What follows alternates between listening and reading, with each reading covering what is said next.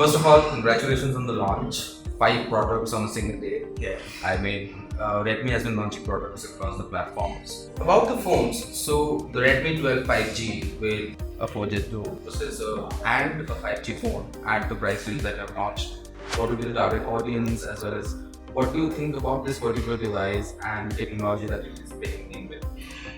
So when you look at 5G phones in India, the first 5G phones that started coming in were in 2020. The 5G network only came in last year. But almost all the 5G phones are about $200 and above. We tend to forget, some of those are very exciting products. We've got a few products which will stand up. We tend to forget that when you need to bring in a massive change in the country, it has to be in the sub $200 segment. That's where most of the consumers are. That's how India actually runs. So we wanted to kind of bring in the 5G change here.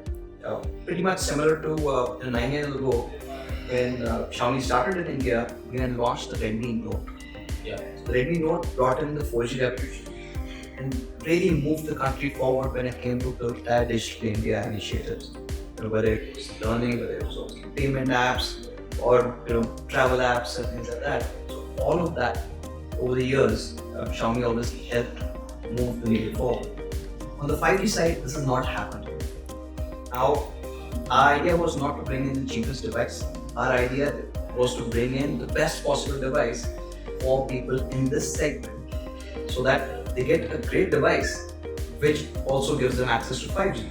Because obviously 5G rollout has started. So that's the idea behind the Redmi 12 5G. So let's talk about the TV, right? I mean, phones, Xiaomi is a big player when it comes to the entry-level smartphone segment. Now, in TV also, Xiaomi has expanded its portfolio, has reached already tier 2, tier 3 cities maybe. So how do you see that market, and what is the future outlook if TVs are? TV has changed a lot in the last 5 to 6 years. So we started in February of 2018.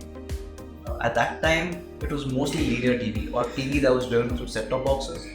The smart TV penetration was very, very small. So we decided to focus only on smart TVs because that's where we saw the entire population. That's also giving control back to the consumers. So with the smart TV, you get to choose what you want to watch. Now, this actually people have kind of accepted. Now, majority of TVs that are selling in India are smart TVs. The number of content partners has gone up significantly. So you get all of that aspect. And for us, it's always been large displays, high resolution displays, and great picture quality. So that hasn't never been a compromise. Redmi's phone with the watch, and well, I mean, that's a nice thing that you've not hidden the fact that it has buttons. I mean, in the photos also. I mean, manufacturers tend to hide it with a all blacked out screen and all that, which is also nice. But also the consumers, the waterproofing and all that. So where do you think this market is going? Wearables, it has been with calling, but it does not have it. Do you plan to bring in serious smartwatches as well, somewhere down the line? And when it does actually come to your smartwatches, along with the health data as well as your personal data, there has been concerns of this data leaking through apps. How do you plan to stop that, and what are? So from a wearables perspective, actually wearables was the second category that Xiaomi entered after phones. So our first wearable was in 2015 with the launch of Mi Band. As Mi Band started coming in, and for wearables, one big focus for us has been about fitness. So I think over the last 8 years since the first wearable launch, we've managed to get the algorithm when it comes to measurements right. So that stays. But what we wanted to move to now is a larger display. That brings me to the next part of it. Yes, people want to kind of interact with it. Yes, people want to kind of be able to read messages so that they don't have to pull out their phone every single time. So that comes in, but putting in the extra cost of LTE, and essentially with LTE you'll either have to use a SIM or an eSIM. That will, I think the benefit that most consumers in the country would get out of that is minimal. because almost everyone is always carrying their phone with them as well.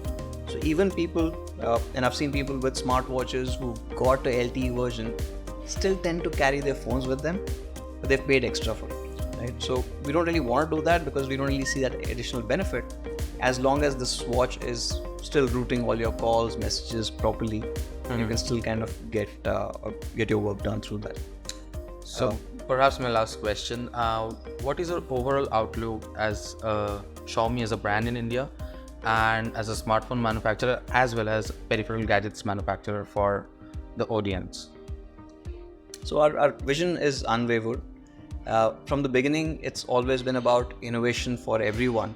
So we always want to get the latest and greatest tech that we think will have a significant impact on the society to as many people as possible. So if there is a new tech that comes in, our aim is, can as many people as possible experience that new tech and really benefit from it? Because I think in this century, all societal progress is built on information, is built on being digitally connected, is built on the internet. Thanks a lot, sir, and again congratulations on the new launches. Hope to see more from Xiaomi coming in, and hope to see nicer, better phones as well. Thanks a lot, sir. Thank you. Thank you.